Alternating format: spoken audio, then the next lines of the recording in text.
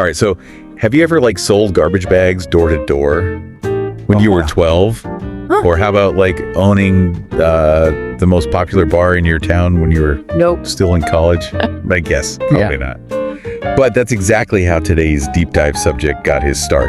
We're talking about Mark Cuban. From like those early hustles all the way to becoming a billionaire entrepreneur and like NBA team owner Cuban's story. Yeah. It's full of twists and turns and some like seriously valuable lessons. Yeah, it really is. It's so fascinating how like those early experiences kind of shaped his whole trajectory. You can almost like see the seeds of his future success being planted right there in like those early ventures. Yeah, exactly. And we're diving into all of it today, guided by some great insights from Health Evolution. They're the folks who connect top leaders across the healthcare industry. So they definitely know a thing or two about what it takes to reach the top. Yeah, for sure. What's really interesting to me is that even at 12, Cuban was already showing like the classic signs of an entrepreneur. You know, he wasn't just like selling those garbage bags. He was actually solving a problem for his neighbors. He saw a need and then he went and figured out a way to fill it. It's that kind of proactive thinking, that drive to create value. You know, it's not something you see in every kid. That's so true. It makes you wonder, what were you doing at 12? I definitely wasn't running a business or anything. But Cuban's story really shows that entrepreneurial thinking can start early. It's all about like spotting those opportunities and being resourceful and having the guts to just go for it. Right. And those qualities were on full display again when he like opened that bar while he was still in college. Yeah, totally. Most college kids are just focused on, you know, being college kids. Right. But Cuban saw a chance to create like a popular gathering spot. And he made it happen. He understood his target market, created like a really fun atmosphere, and then built a successful business from it. It's that combination of vision hustle and a deep understanding of what people actually want. Yeah, it's like a real-life version of that Shoe Dog book by Phil Knight. Oh, yeah. You know, the founder of Nike? Yeah. It's all about taking that initial deep learning as you go and adapting to challenges. Yeah. So how does he go from running a bar to becoming like a tech mogul? There's got to be a story there. Oh, there definitely is. One of his pivotal early ventures was Micro Solutions. It was like a computer consulting service that he started back in the 1980s. And remember, this is way before the internet as we know it today, before personal computers were even like a common thing. So Cuban was ahead of the curve. He recognized the growing need for like computer expertise, you know, as businesses started to adopt this new technology. So he was basically riding that early wave of the personal computer revolution. What kind of consulting did he even do? Was he like some coding whiz already back then? Yeah, well, coding wasn't really the main focus back then. Micro Solutions, they helped businesses install software, troubleshoot problems, and just like basically get the most out of their computer systems. Cuban himself wasn't necessarily a coding expert, but he understood the technology, and more importantly, he knew how to connect with clients and build those relationships. He was like a natural salesman with a deep understanding of what businesses actually needed. That's a really interesting point.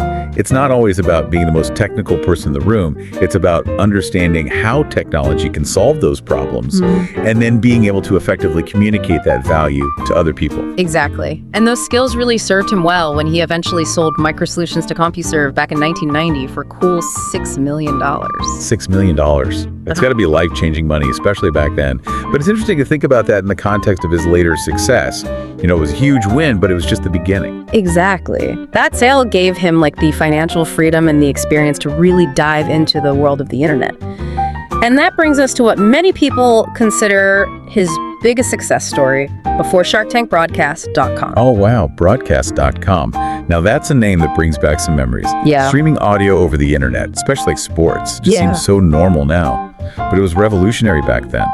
So what is the inspiration behind that idea? Well, it all started with a pretty simple problem. Cuban and his longtime friend Todd Wagner, they were huge fans of their alma mater's basketball team, Okay. the Indiana Hoosiers. But they were living in Texas at the time and couldn't find a way to listen to the games. So like necessity is the mother of invention? Yeah, it definitely played a role. They realized that other people must be facing similar challenges too. So they created AudioNet, which later became Broadcast.com, to stream that live audio over the internet. Sports were a big focus, but they also streamed news, music, and even radio shows. It was truly groundbreaking stuff. Talk about being in the right place at the right time. The internet was just starting to take off, and they were riding that wave with a truly innovative product. Yeah, they had impeccable timing. But they also had the vision to create a platform that met a real need. And they executed it brilliantly. They went public in 1998, and then just a year later, at the height of the dot-com boom. They sold to Yahoo for how much? Again, remind me, because it's still kind of mind-blowing. $5.6 billion. $5.6 billion. Wow. It's hard to even fathom that kind of money, let alone the journey that led to it.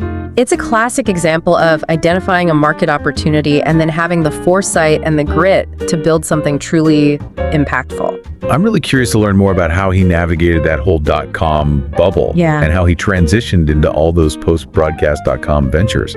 But we'll have to save that for next time. Definitely. Stay tuned. Yeah, so we left off with Mark Cuban, riding high on the success of broadcast.com. He could have easily just retired and lived a life of luxury, but that's not really his style, is it? No, not at all. Cuban's a guy who thrives on those challenges and new ventures. So what was his next big move? Well, in 2000, he did something that seemed to come out of left field. He bought the Dallas Mavericks. The Dallas Mavericks. Wow, that's a big change from the tech world. So what even sparked his interest in owning an NBA team? It might seem like a surprising leap, but it actually aligns perfectly with Cuban's personality. He's a passionate sports fan, incredibly competitive, and loves a challenge. Plus, remember, he built broadcast.com around streaming sports, so there's a connection there. So it wasn't just a whim. It was like a calculated move by a savvy businessman. Exactly. Yeah. Cuban saw an opportunity to apply his entrepreneurial skills to a whole new arena. The Mavericks were struggling at the time, but he believed he could turn things around. And he did right. They went from underdogs to NBA champions. Yeah. How did he transform the team? Cuban's approach was multifaceted. He invested heavily in the team, attracting top talent and improving facilities. But he also brought a fresh perspective and a data-driven approach to management. He challenged conventional wisdom, questioned traditional basketball strategies, and wasn't afraid to shake things up. It's like he brought that Silicon Valley mindset of innovation and disruption to the basketball court. Exactly. And it wasn't just about big picture strategy either.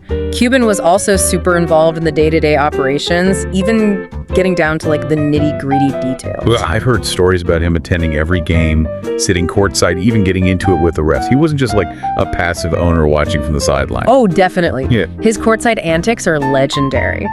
He's known for his passion, his intensity, and his unwavering support for his team.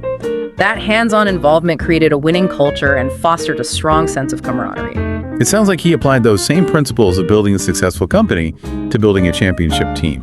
Exactly. And the results really speak for themselves. Under Cuban's leadership, the Mavericks reached the NBA Finals for the first time in franchise history back in 2006, and then they went on to win the championship in 2011. That's amazing. Talk about a testament to his leadership and his ability to build a winning team no matter what the field is. Yeah. It's kind of like that book Legacy by James Kerr. Oh, yeah. Which explores the leadership principles behind the New Zealand All Blacks rugby team. Yeah. It's all about creating a culture of excellence, empowering individuals, and fostering that shared sense of purpose. Yeah, great analogy. And Cuban's success extends far beyond the basketball court. He's become a household name thanks to his role on Shark Tank. Right. Investing in and mentoring tons of entrepreneurs. Yeah, Shark Tank is such a perfect fit for him. He gets to share his business expertise, spot those promising ideas, and let's be honest, have a little fun while doing it. Yeah, he's definitely become a fan favorite on that show. What's interesting about Cuban's investments is their diversity. From tech startups to food companies to even a company that makes ring-shaped chicken sandwiches. He doesn't limit himself to any one industry. It seems like he has that rare ability to see potential where others might not, to spot those diamonds in the rough. What's his secret? It's a combination of factors, I think. First, he's incredibly curious. He's always learning, exploring new ideas, and staying ahead of the curve. And second, he's not afraid to take risks. He's willing to bet on those unconventional ideas and entrepreneurs that other people might overlook. And finally, he's got a keen eye for spotting market trends and understanding consumer behavior. It sounds like he really embodies that growth mindset that Carol Dweck talks about in her book, Mindset. He's not afraid to fail. He was always learning, and he's constantly pushing himself to grow. But it's not all about profits for Cuban Rice. He's also a pretty big philanthropist. Oh, absolutely. He's dedicated to giving back, particularly in areas like education and community development. His Mark Cuban Foundation, for example, provides free AI boot camps for low-income high school students. It helps them develop valuable skills for the future. That's awesome. It's so important for successful people to use their platform and resources to create opportunities for others. For sure. And let's not forget his quirkier philanthropic ventures. like funding the Dallas St. Patrick's Day parade. Not your typical billionaire move, but it shows his commitment to his community and his willingness to have a little fun. Yeah, it's a good reminder that success isn't just about money or fame. It's about making a positive impact and enjoying the ride along the way. Cuban's story is a great example of that. It definitely is. He's such a fascinating mix of business smarts, entrepreneurial spirit, and that genuine desire to make a difference. I'm curious to hear your thoughts on the broader lessons we can all learn from Cuban's journey. Yeah. What can our listener, even if they're not trying to be like a billionaire entrepreneur, take away from this deep dive? Yeah, so we've covered like a ton of ground here, from Cuban's early hustles to his billion-dollar deals and all of his philanthropic ventures. So what are like the main takeaways here? What can our listener apply to their own life, even if they're not like aiming to be the next Mark Cuban? Well, there are just so many lessons you can learn from Cuban's journey. But I think one of those important ones is like the value of hard work and hustle. His story isn't about like becoming successful overnight. It's about putting in the effort consistently. From selling those garbage bags as a kid to building and selling multiple companies. Yeah, it's about having that drive and never giving up, even when you face setbacks. And it's not just about working hard, it's about working smart. Cuban has that knack for like spotting opportunities and then capitalizing on them, whether it's like recognizing the power of computers or the internet or even the untapped potential of the Dallas Mavericks. For sure, it's about having that vision, seeing the big picture, and understanding where the world is headed. And we can't forget his willingness to take those calculated risks.